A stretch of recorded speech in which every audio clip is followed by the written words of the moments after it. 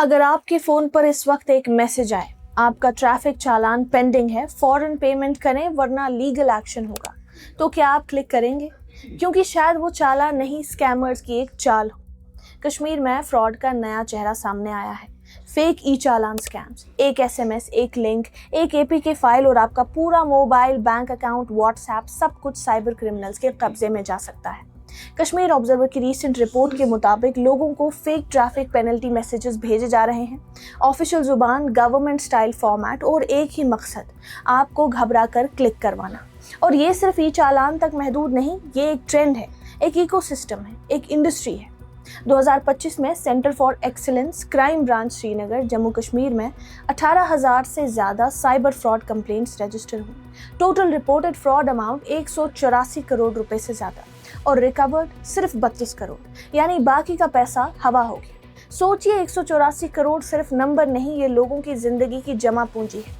Recently cyber crime investigation centre for excellence ने 3 महीनों में 22 लाख रुपए रिकवर किए, लेकिन ऑफिशियल्स के मुताबिक अवेयरनेस की कमी अब भी साइबर फ्रॉड का सबसे बड़ा सबब है। ज़रूरी बात यह है कि Indian cyber crime coordination centre के नए मेजर्स के मुताबिक 50,000 तक के फ्रॉड विक्टिम्स को अपना पैसा वापस पाने के लिए कोर्ट जाने की ज़रूरत नहीं पड़ सकती।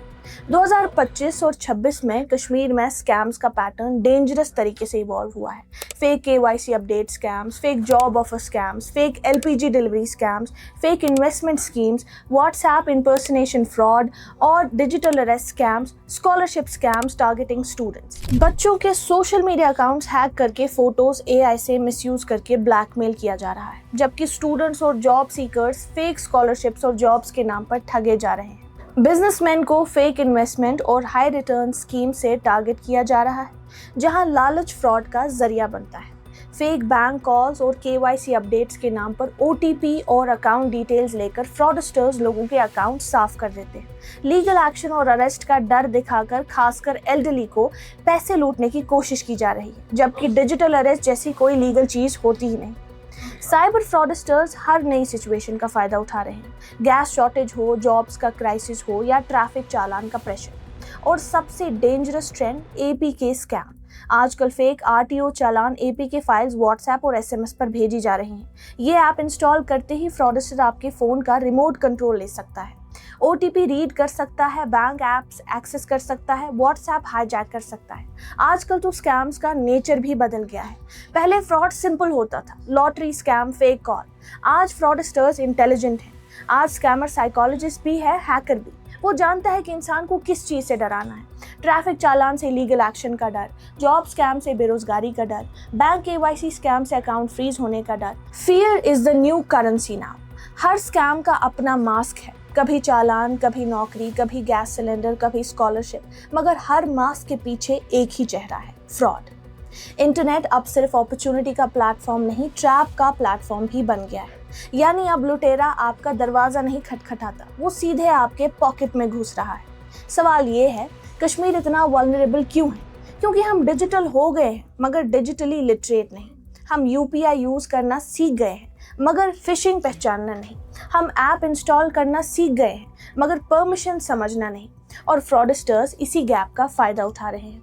लेकिन सिर्फ आवाम जिम्मेदार नहीं, गवर्नमेंट का अवेयरनेस मॉडल रिएक्टिव है, प्रोएक्टिव नहीं। हर स्कैम के बाद एडवाइजरी आती है, उसके पहले एजुकेशन नहीं। स्कूल्स में साइबर लिटरेसी नहीं, लोकल लैंग्वेज अवेयरनेस कैंपेन्स नहीं, बैंक अलर्ट सिर्फ फॉर्मल इंग्लिश में। और पब्लिक, हम भी हर अर्जेंट मैसेज पर पैनिक करते हैं, वेरिफिकेशन के बगैर क्लिक कर देते हैं, ओटीपी शेयर कर देते हैं, अननोन एपीके इंस्टॉल कर देते हैं। याद रखिए, गवर्नमेंट कभी एपीके फाइल्स नहीं भेजती, पुलिस कभी व्हाट्सएप पर चालान पेमेंट नहीं मांगती, बैंक कभी ओटीपी नहीं मांगता। खुद को कैसे बचाएं?